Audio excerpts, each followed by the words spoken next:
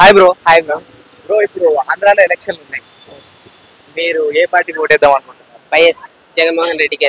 ఎందుకు? అంటే మాది ఇక్కడ తెలంగాణ, బట్ వైఎస్ పెద్ద ఫ్యాన్. ఓకే.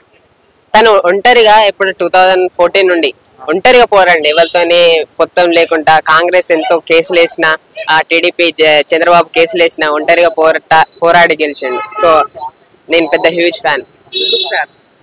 తనని చూసిన నేను, అంటే న్యూస్ లో కానీ తన కేసులో ఏంటి మన జైల్లో వేసారు చాలా సార్లు.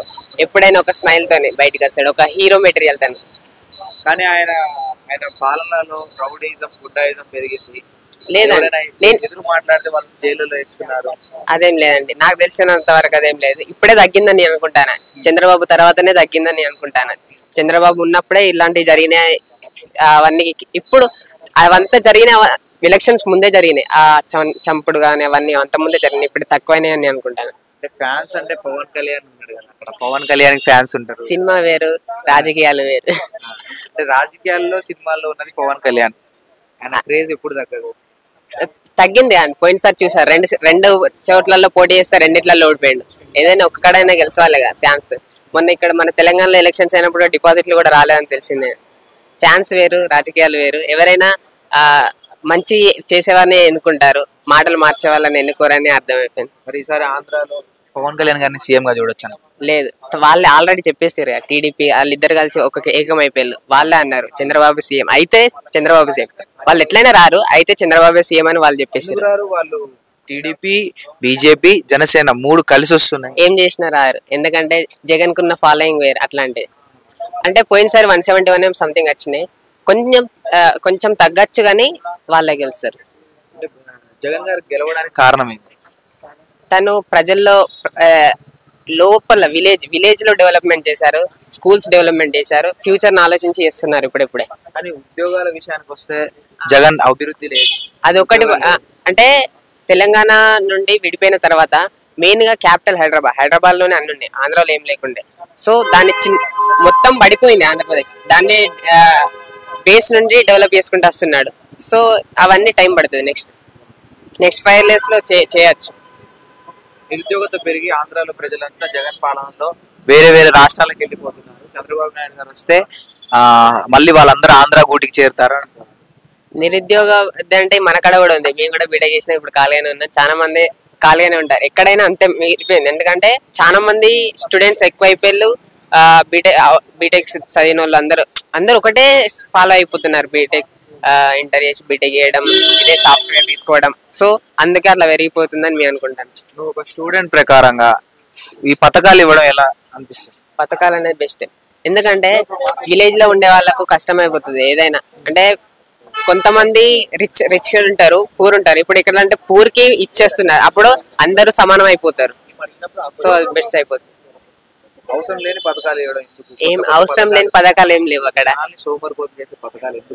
సోమరిపోతులు అనేది ఎవరు గారండి, నాకు తెలిసి ఎవరు గారు. ఎందుకంటే వాళ్ళకి అది అవసరం, అది సోమరిపోతాం మన కిందగా కాదు, వాళ్ళకి అది అవసరం.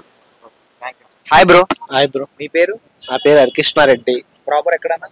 తిరువూరు నియోజకవర్గం అన్న. తిరువురు, ఆంధ్ర. ఇప్పుడు ఆంధ్రాలో ఎలక్షన్లు ఉన్నాయి కదా, ఏ పార్టీ అధికారంలోకి వచ్చే ఛాన్స్ ఉంది అనుకుంటున్నాను? 50-50 ఉందన్న. తగ్గపోరుందండి. గట్టి 4 ఉందన్న.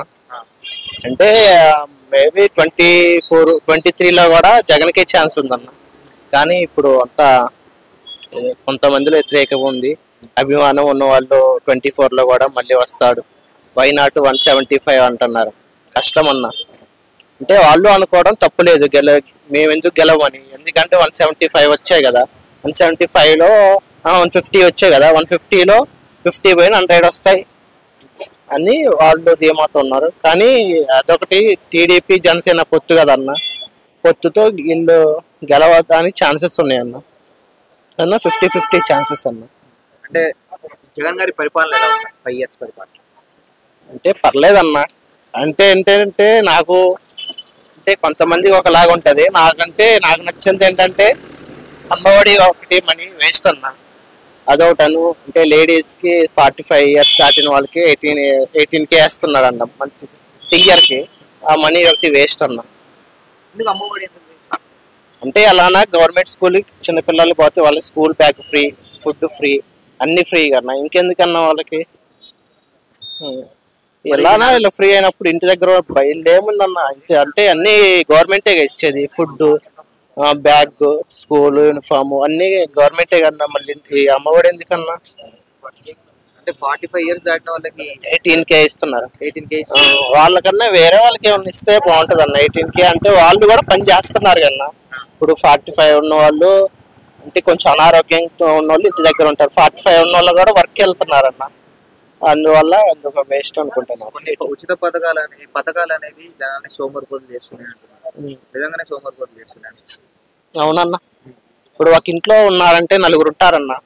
నలుగురు ఉన్నప్పుడు అంటే నలుగురు కూడా వాళ్ళ పని వాళ్ళు ఒకప్పుడు చేసుకున్న వాళ్ళు. ఇప్పుడు స్టూడెంట్కి ఏమో ఇది వస్తుంది విద్యా దీవెన, మంత్కి వచ్చేసి ఇయర్కి వచ్చేసి ఒకటి వసతి దీవెన అన్న 20,000 వసతి దీవెన, 4 ఏమో విద్యా దీవెన. అంటే మంత్కి వచ్చేసి 33.5 అన్న. అంటే 1 yearకి 33.5. వాడు జస్ట్ ఏంటంటే కాలేజీకి వెళ్ళి ఆడ అటెండ్ అయితే చాలు, వాడు చదువుతున్నారా ఏదని చూసుకోవట్లేదు. అటోను 18Kతో 1 yearకి వస్తుందన్న. వాళ్ళు ఎటు వెళ్ళట్లేదు పనికి, వస్తున్నాయని. మగవాళ్ళకి రైతు భరోసా కింద కౌలు డబ్బులు వస్తున్నాయి, వాళ్ళు ఎటు వెళ్ళట్లేదు.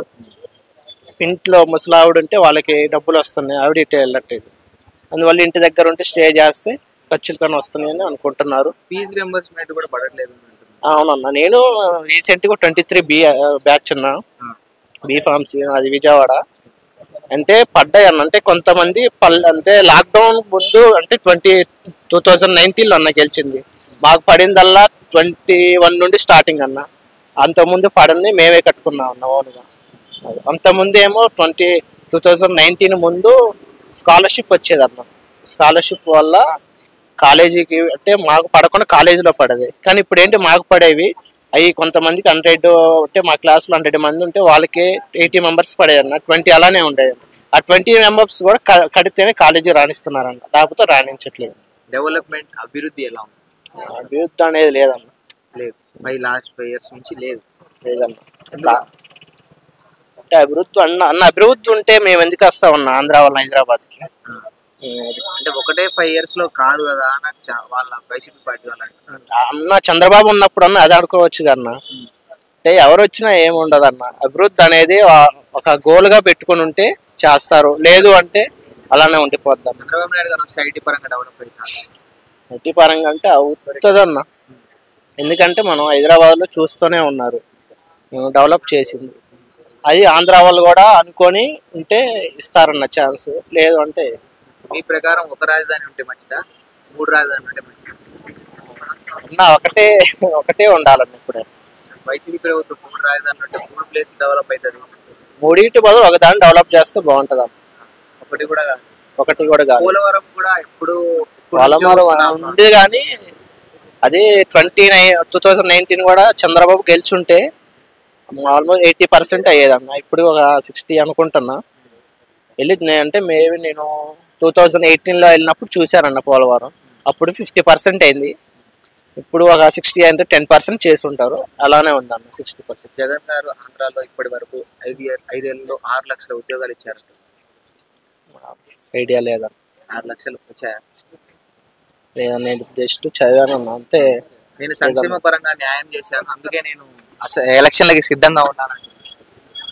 జరిగిందా సంక్షేమ పరంగా న్యాయం అంటే కొంతమంది జరిగిందన్న, జరగని వాళ్ళకి అలానే ఉందన్న.